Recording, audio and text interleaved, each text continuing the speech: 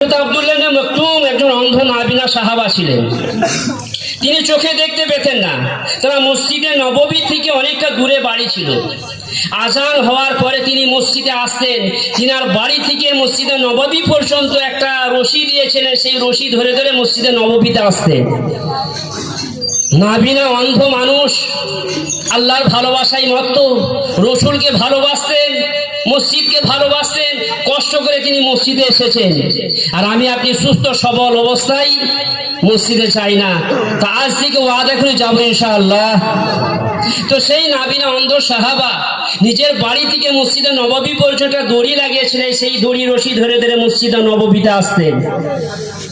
এক সময় আল্লাহ রসুলকে বললেন, ইয়া রাসূলুল্লাহ, ইয়া হাবিবাল্লাহ, ওগো আমাদের নবী, আমি অন্ধ মানুষ, চোখে দেখতে পাই না। রাস্তায় যখন আসি টক্কর লেগে যায়, অ্যাক্সিডেন্ট হয়ে যায়, অঘটন ঘটে যায়, হুজুর লেগে যায়। ইয়া রাসূলুল্লাহ, आप अगर मुझे इजाजत दे देते हम घर में नमाज पढ़ लेते। ইয়া রাসূলুল্লাহ, মসজিদে নববীতে আসতে কষ্ট হয়, আপনি যদি ইজাজত দেন আমি বাড়িতেই নামাজটা আদায় করে নিই। আল্লাহ রসুল দেখলেন অন্ধ সাহাবা, নাবিনা সাহাবা, দৃষ্টিহীন আছে, চলতে পারে না, ভালো রাস্তায় দেখতে পায় না। আব্দুল্লাহ, তুমি ঘর মে নামাজ আদা কর লিয়া করো। আব্দুল্লাহ, তুমি ঘরেতেই নামাজ আদায় করবে।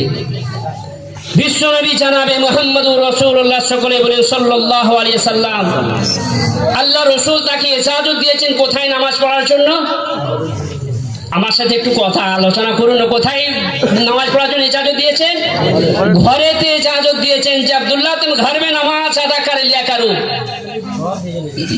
তো আল্লাহ পাক অসন্তোষ হয়েছেন, আল্লাহ নারাজ হয়েছেন। আব্দুল্লাহ ইবনে মাকতুম 10 কদম ফিরে চাই নাই। আল্লাহ পাক কি করেছেন?